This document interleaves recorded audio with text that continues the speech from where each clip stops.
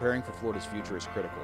2030 will be here before we know it. Florida is projected to add 5.4 million new residents by 2030, and it's important that we continue to prepare and build the infrastructure that Florida will need to be successful. If Florida was a stock, right, we would be buying all of it that we could, because we've been for 10 years collectively working to position ourselves to be in the position that we're in.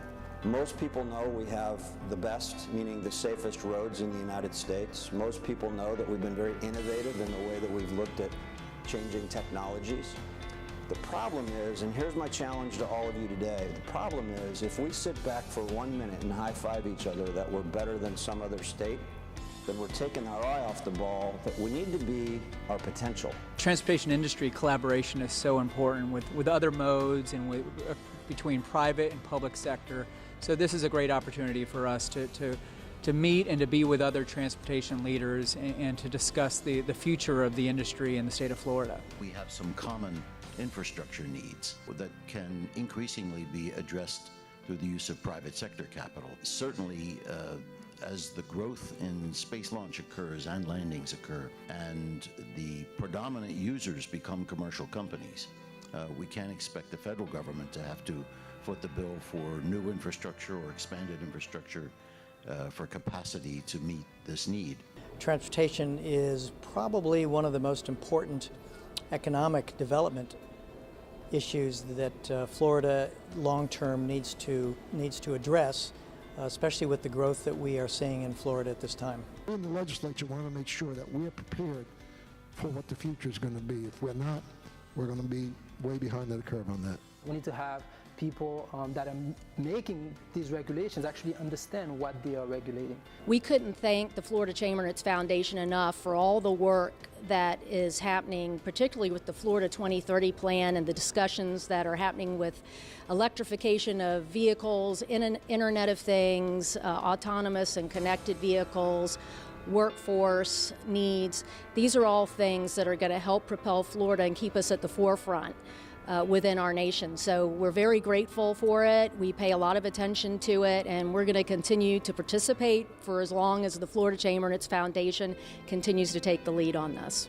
The fastest growing segment of trade today is no longer goods or services or capital, it's actually information. And that the dollar value of digital trade has increased 45-fold over the last decade. How do we position Florida for that? And that the trade ports of the future may not be just our seaports and airports and the spaceport, but our cyberports, our digital hubs across the state. How do we think about the future of work and the disruption that's upon us, and not just about the risk that half of all of our jobs could be automated today using currently available technologies?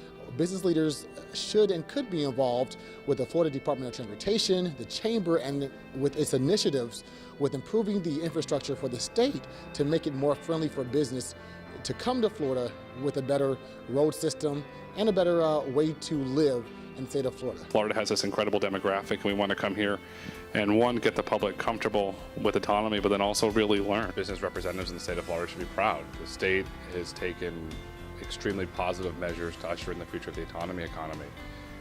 As a business owner, what we can do is work with the elected officials to put policies in place that will enable autonomy through every aspect of society. There's not one aspect of society that autonomy won't touch, and it's really important that the business community prepares for autonomy now.